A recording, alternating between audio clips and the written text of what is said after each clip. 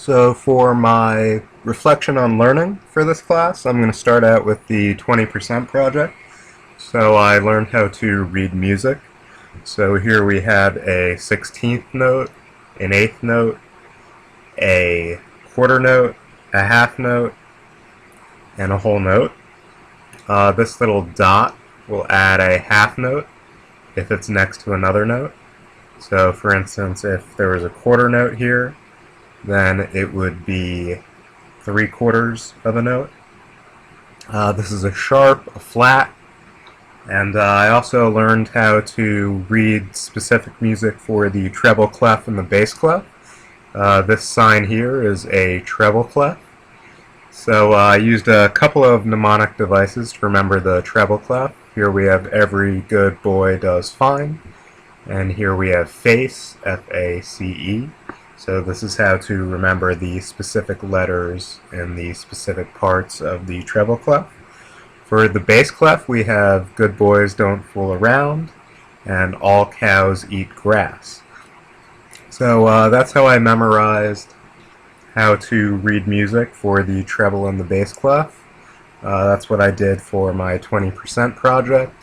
I also learned how to read more complicated sheet music with more complicated signs and signatures. As I wrote in this blog, the biggest challenge for the 20% project was just retaining the information. I learned how to read music back in elementary school, so for this project I wanted to do it again so I could remember it. But the biggest part was not doing it every day.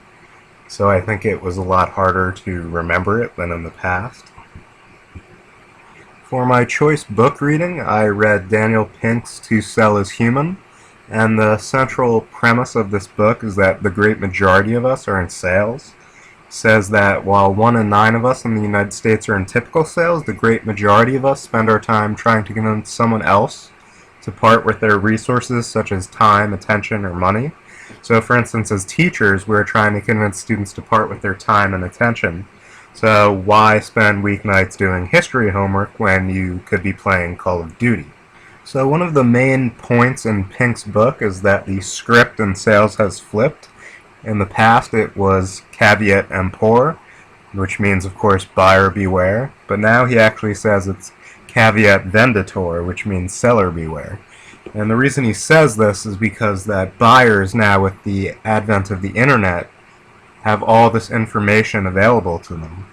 And this is kind of analogous to us as teachers as well, because we may not be the most knowledgeable person on our subject, or a specific subject at least, in the room anymore. For instance, a student might know more about a specific topic than us as teachers.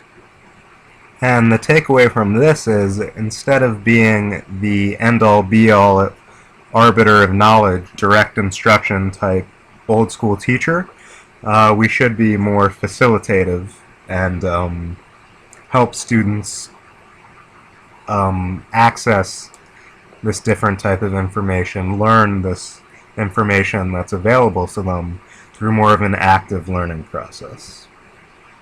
Pink argues that there are a few different qualities which make great salesmen.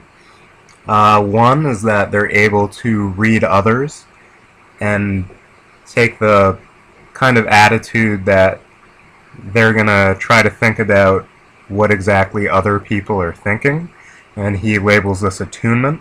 So people that are adept at recognizing what other people are thinking and reaching sort of a mutual compromise are usually better at selling.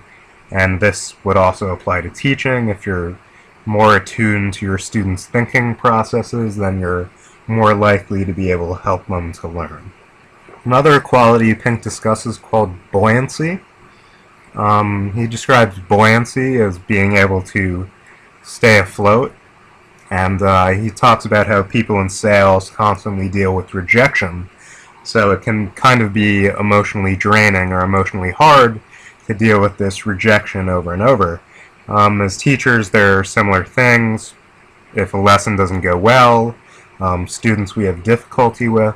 So he talks about a number of different techniques that successful salespeople have to overcome this feeling of rejection or negativity.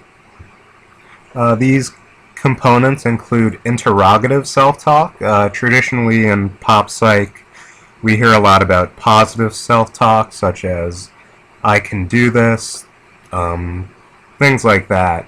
But social science research actually shows that interrogative self-talk, where we ask questions rather than make declarations, is actually more helpful and leads to more success. So for instance, instead of saying "I'm going to teach this lesson successfully," you'd ask yourself, "Can I teach this lesson successfully?" So you're kind of challenging yourself. I don't have time to really go into all the other components of the Daniel Pink book, To Sell as Human, but the last thing I'm going to talk about is TweetDeck. Just a few seconds since I'm already over. So here's the TweetDeck. I thought it was a pretty cool thing. I never knew about the TweetDeck before this class. So I have the home here and the USD class here. Then I have the social studies chat here, which has some pretty cool ideas in it. And yeah, so that's my reflection on learning for this class. Thank you.